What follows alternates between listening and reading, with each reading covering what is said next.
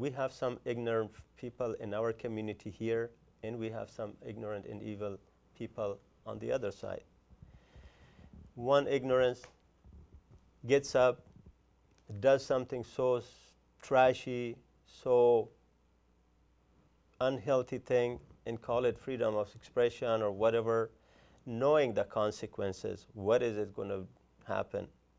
And then the other side, who is waiting for something like that, that's Al-Qaeda, the terrorists, or the bad people.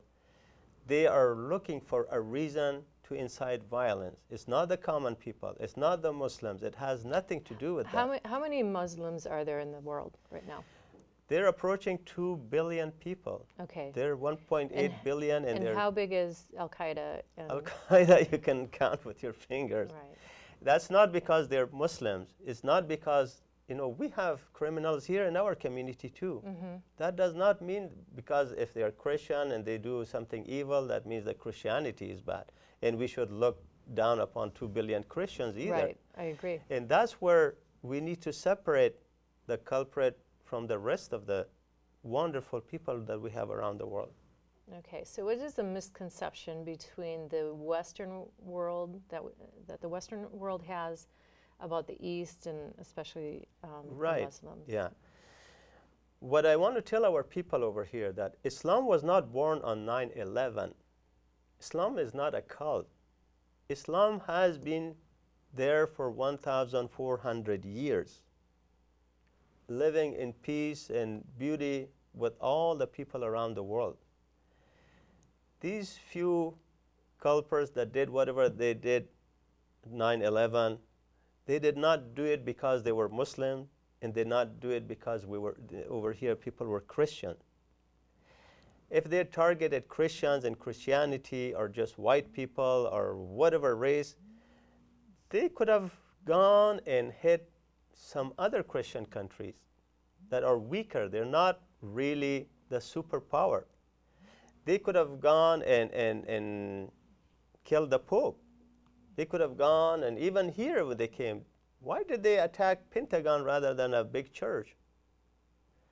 It's not because of Christianity or whatever. It was an evil thing. It was more political. It was something completely separate.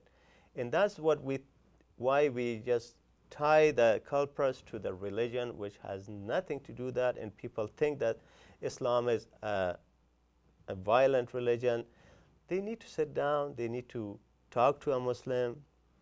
They need to go and visit an Islamic society. They are in every town in America. Islam is the fastest growing religion in the world and in the United States. People are converting to Islam on a daily basis. Mm-hmm. And I am a witness of that myself. So we need to reach out and ask people, is this true about you Muslims? Why do you guys do this? I've heard this, rather than just blindly accepting whatever we hear from the media or another person who is not a Muslim themselves. What authority do they have to talk about Islam when they're not Muslim themselves? You know, I've been living in this country for half a century off and on. Now I've been to churches for hundreds of times. Yet I'm not the authority to talk about Christianity. Because I'm not a Christian, I don't practice it, so how come somebody who has never been to an Islamic country, have not visited a Muslim family, they have not friended a Muslim person, they have not visited an Islamic center, all of a sudden the media or the people or the talk shows, they become expert on Islam and terrorism and this, and that's the misconception that I'm saying. Okay, and vice versa, the misconception that the Eastern world and the Muslims have about Christianity and the West. Exactly. Like I said, both sides, a lot of them are ignorant about the other side. They have misconception that the whole Americans are like this. Everything that we have over here in our media is approved and funded by the government. What happens is that over here we have freedom of speech, we have freedom of religion, all these freedoms that we have. We have freedom to own our own TV stations and media and this, and the government even doesn't have an official media as far as I know, you know that. But on the other side, Everything is owned and controlled by the government. There's no private media or publication or anything like that. So whatever is shown over here in our media or talk shows, whatever, the other side believes that this belongs to the government. So it's America's official statement. They have approved this. They have funded this. They wanted to demonize Muslims and stuff like that. That's why they become mad at America. They have not seen the other side. They have not seen the truth in the fact. Are you still in contact with your people back in Afghanistan? I don't have any contacts with them because the people that I knew, some of them or a lot of them I saved. I had brought them over here to America because they were going to be killed anyway. The rest that I could not save, pretty much they died in the wars and bombs and got killed, and it's a very sad story. So I don't have anybody there anymore that I can talk to. Okay, but throughout the years, how have you followed what's happening over in Afghanistan or in the Middle East? Right. What happens, and then we have people over here that they go travel and visit that place. And we also have international satellite that we watch the media from the other side. And we see what's going on, what's happening. Our media over here shows limited stuff, whatever that is okay and appropriate for our society. The rest, because of quote unquote, our national security or whatever, they don't want to show these things, but the other people, they show everything. So I see the whole picture rather than just part of it. And I know what's going on there, I know what's going on here, I know why these people think this way, which is not correct about them. I know why these people think this way about us, that's not correct either.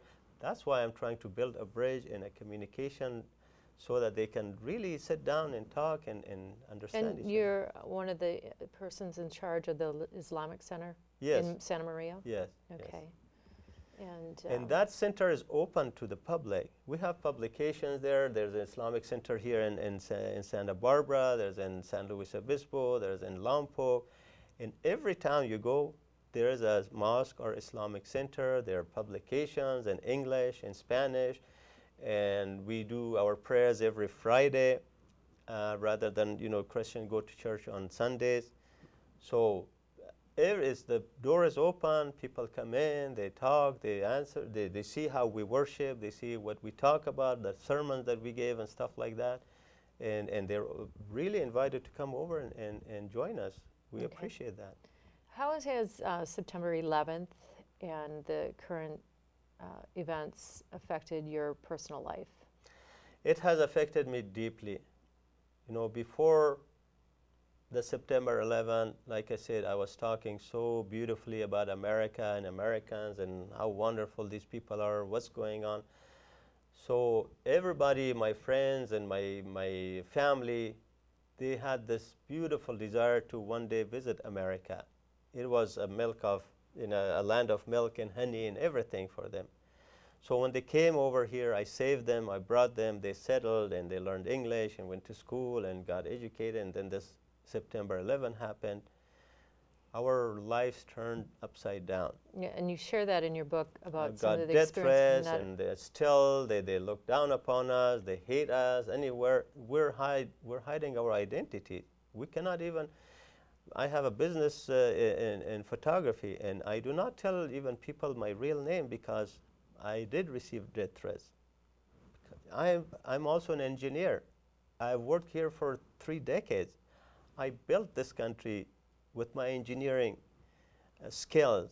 I actually contributed big times, and I have 2 sons who are engineers, and they're really making a difference here. They're building America. This is our country. This is our land. We went through so much hardship to come here and become citizens.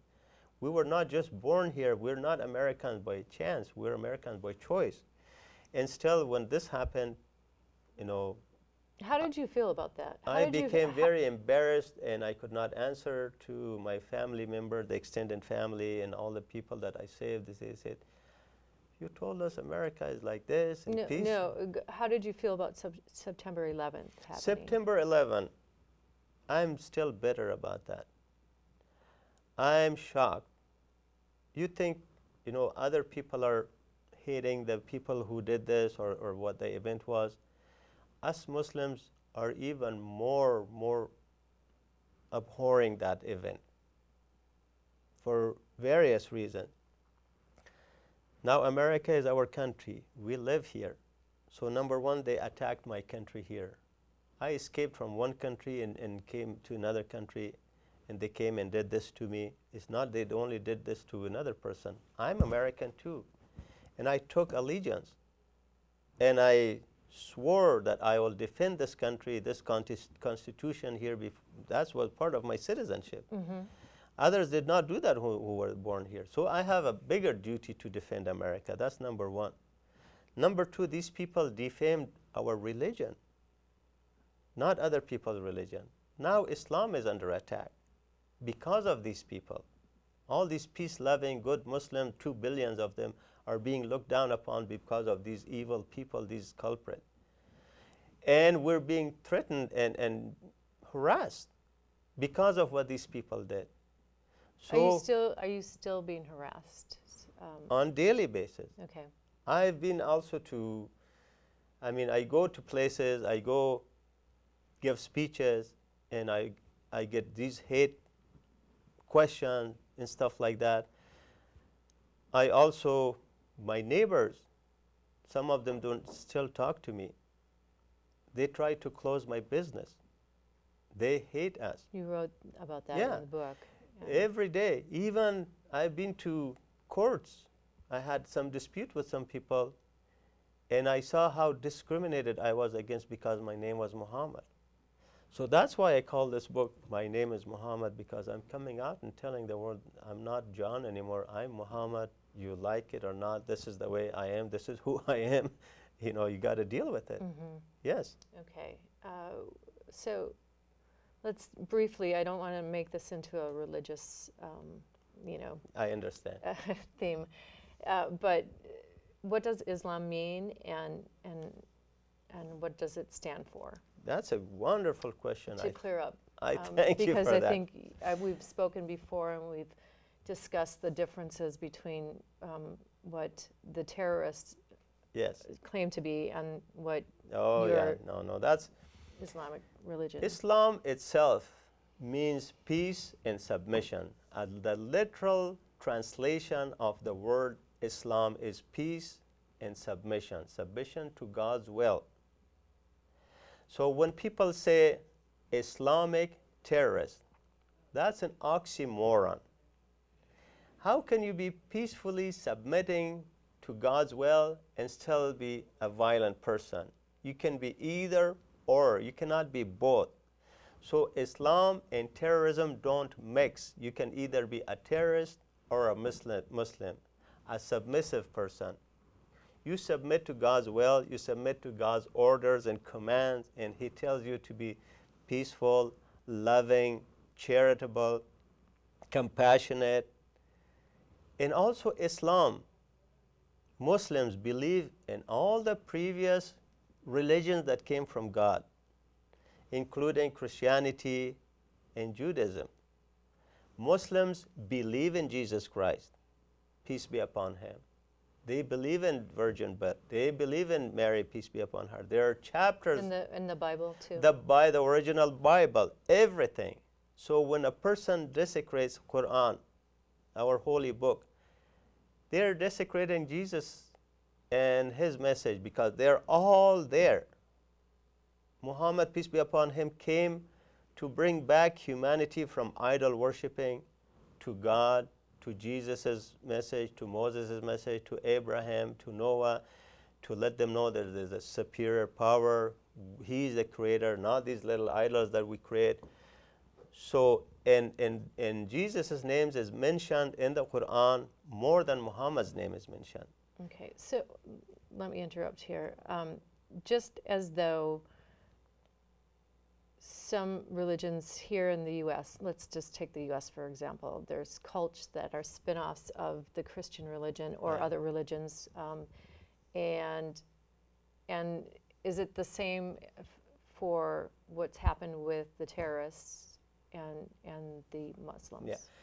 What I believe is what the bad guys are doing, and we have them in every community. Right. We should not just point finger to one